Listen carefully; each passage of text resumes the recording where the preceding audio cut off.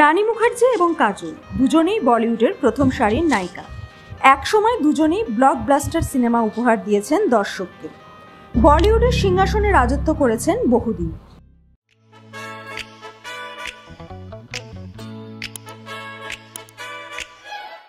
এই দুই অভিনেত্রীর মধ্যে পারিবারিক সম্পর্কও রয়েছে। সম্পর্কে তারা দুই বোন। তবে দুই বোন যে অভিন্ন হৃদয় তা নয়, তাদের পারিবারিক সম্পর্ক নাকি একেবারেই ভালো নয়।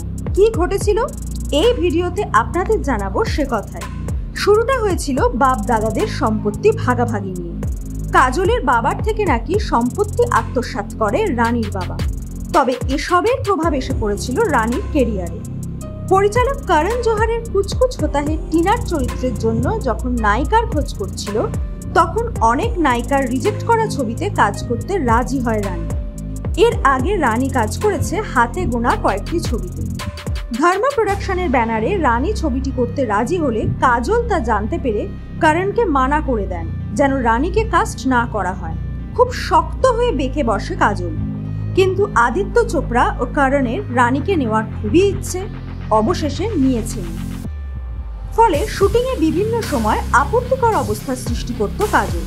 রানী যেন তার চোখের বিষ। নিউকামার রানী কাজলের সব অত্যাচার সহ্য করে নিয়েছিল সেই সময়। একটা সময় পর যশরাজ ফিল্মের মালিক আদিত্য চোপড়ার সাথে রানীর প্রেম এবং বিয়ে হয়, এবং সেই প্রযোজনা প্রতিষ্ঠান কাজলের দিকে আর ফিরে তাকানোর প্রয়োজন মনে করে। অথচ একটা সময় যশরাজ ফিল্মের নিয়মিত নায়িকা ছিল কাজল। কাজলের উঠতি কেরিয়ারে এই প্রযোজনা সংস্থার বেশ অবদান। ডিডিএলজ এর মতো বিগ হিট ছবিতে তারা কাজলকে কাস্ট করেছিল। রানী আদিত্য চোপড়াকে বিয়ে করে যেন নীরবে প্রতিশোধ দিয়েছিল সবকিছু। তবে এসব পারিবারিক ঝামেলা এখন আর তাদের মধ্যে দেখা যায় না। বিশেষ করে কাজলের বাবা মারা যাওয়ার পর এসব হালকা হয়ে যায়। এখন পারিবারিক বিভিন্ন পুজোয় একসাথেই দেখা যায় দুদিন। বলাই যায় এখন সমস্ত বিবাদ ভুলে আবারও এক হয়েছেন রানী এবং কাজল।